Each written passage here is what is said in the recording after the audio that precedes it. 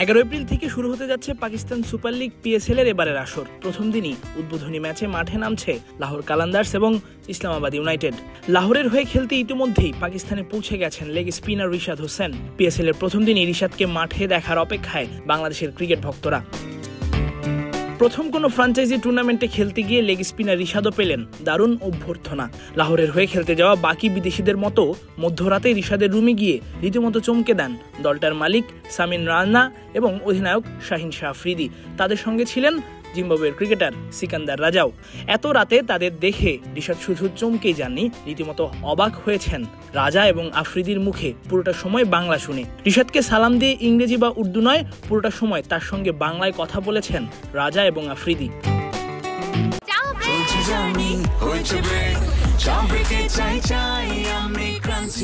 যে কোনো চা ব্রেকে বিস ক্লাব ড্রাই কেক, চায়ের সাথে আয়েশ।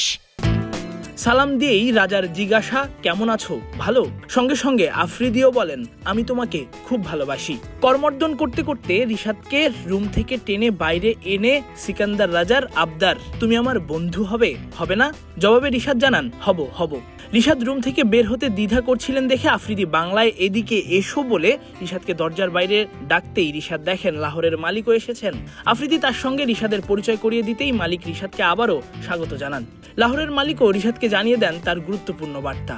বয়সে তরুণ হয় রিশাদকে এনজয় করার পাশাপাশি লাহোরের সব ক্রিকেটার এবং সাপোর্ট স্টাফকে ভাই ভাবতে বলেন। ভবিষ্যতে অনেক মজা হবে এবং রিশাদকে এই দলে পেয়ে তিনি দারুণ খুশি। চলে যাওয়ার সময় যে কোনো প্রয়োজনে আফ্রিদিকে জানাতে যেন রিশাদ দ্বিধা না করেন, সে বার্তাও আফ্রিদি দিয়ে দেন নিজেই। রিশাদ হয়তো নিজেও ভাবেননি এমন চমকে যাওয়ার মতো স্বাগত পাবেন লাহোরের মালিক এবং আফ্রিদির কাছ থেকে।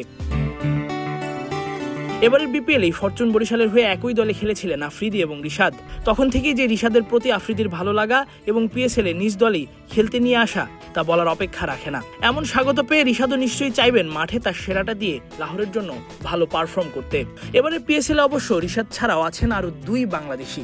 করাচি কিংসের হয়ে খেলতে ইতিমধ্যেই পাকিস্তানে পৌঁছে গেছেন লিটন দাস।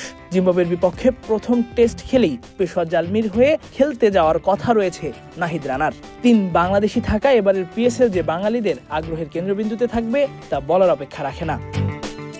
তাসফিক পলক, ক্রিক ফ্রেঞ্জি।